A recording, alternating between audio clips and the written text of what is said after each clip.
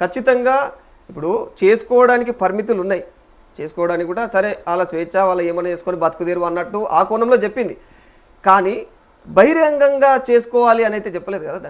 ఇప్పుడు ఆవిడ చేసింది సరే మాటలు పక్కన పెట్టండి, ఆవిడ చేసిన షో, లైవ్ షో అంతకన్నా దారుణమైన ఉన్నాయి సీన్లు బోర్డు చూస్తున్నాం మనం సినిమాల్లో, ఇంకా చాలా ఉన్నాయి మనం చూస్తున్న సినిమాల్లో.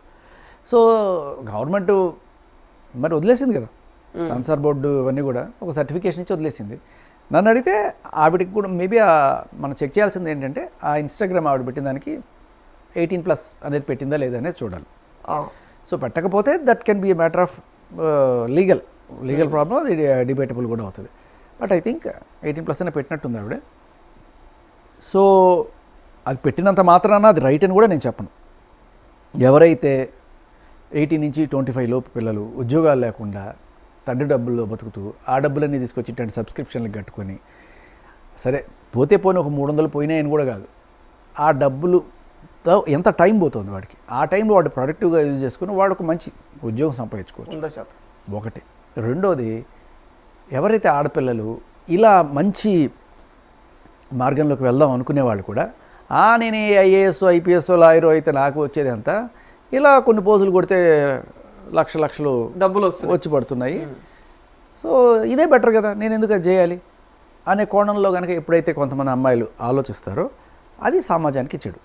సో ఇప్పుడు మీ బాధ్యత, నా బాధ్యత ఏమవుతుందంటే అటువంటివి ఆపడం, అటువంటివి జరగకుండా ఉండడానికి వాళ్ళు తెలుసుకోవాల్సింది ఏంటంటే, ఎవరైతే అమ్మాయిలు ఇది చేస్తే మనకి డబ్బులు వచ్చేస్తాయని ఆలోచిస్తున్నారో వాళ్ళందరూ కూడా తెలుసుకోవాల్సింది ఏంటంటే, మీరు చేసే ఈ పని అంటే ఒకటి మీ ఇళ్లలో వాళ్ళు, మీ అమ్మ నాన్న, మీ తోటి సొసైటీ ఎలా చూస్తుంది అనేది జస్ట్ మీరు ఈ షోకు ఉన్న కామెంట్స్ చూస్తే అర్థమవుతుంది. ఇటువంటి షోది ఏమన్నా జరిగినప్పుడు కింద కామెంట్స్ వస్తుంది, అది సమాజం వాళ్ళ పట్ల చూపిస్తున్న రిఫ్లెక్షన్. సో ఇది over a period of time ఏమవుతుంది అంటే కొన్నిసార్లు అవకాశాలు రాకపోవడానికి కూడా కారణమవుతుంది.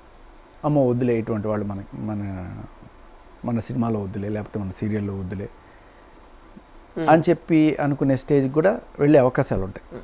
సో కాబట్టి ఇంకా నాకు ఏవైతే ఏముందని చెప్పి తెగించి ఎవడేమనుకుంటే చేసేవాళ్ళు ఉంటారు కొంతమంది. బట్ ఇది అయినా కూడా మీకు 3 ఏళ్ళు మహా అయితే ఒక 5 ఏళ్ళు.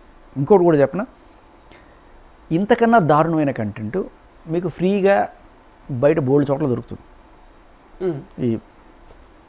ఈ అటువంటి సైట్స్ ఏవైతే ఉన్నాయో డార్క్ వెబ్సైట్స్లో అవి ఇవాళ చిన్నపిల్లవాడికి కూడా ఫోన్లో అందుబాటులోకి వచ్చేసిన దారుణ స్టేజ్లో 300 రూపాయలు కట్టి మిమ్మల్ని చూస్తాడు అనుకోవడం మీ అపోహ.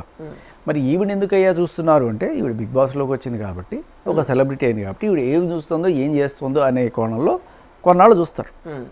ఇది లైఫ్ లాంగ్ వస్తుంది అని మీరు అనుకోవడం కూడా మీ భ్రమ అవుతుంది.